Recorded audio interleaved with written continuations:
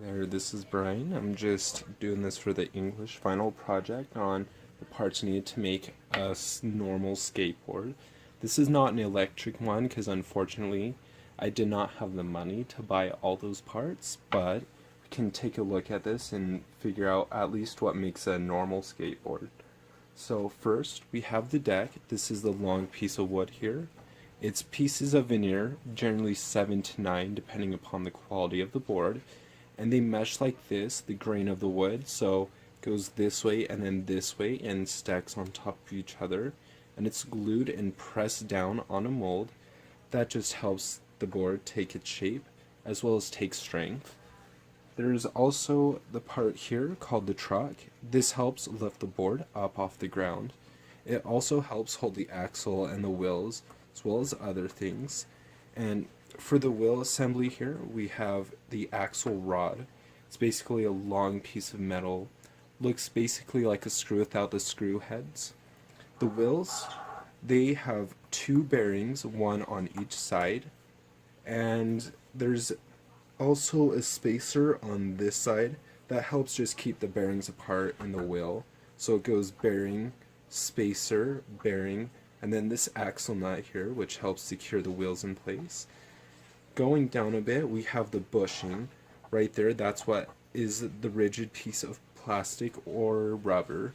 Generally rubber though, because plastic would break easier. And what this bushing does is it helps the turn. So if you see, if I apply some force here, the wheels move over. And the tougher this is, the harder it is to steer. So that's generally better when you're going down hills and fast climbs. Or if you want to do tricks, it's generally better to get some softer rubber here, just because that will let you turn easier and flip. And looking one step down, we have the riser. And what that riser is it's this black piece of plastic here that just helps keeps things from rubbing together and being loose. It's almost like a sheet of plastic, rubbery plastic, and that helps keep this from moving around as well as wearing out the screw holes over time. And if you see here, if we turn this on this side, we have the grip tape, this black sandpaper looking material.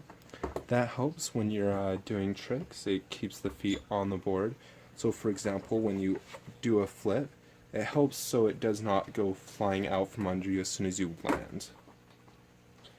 Also, just kind of look in here, you can see those truck bolts.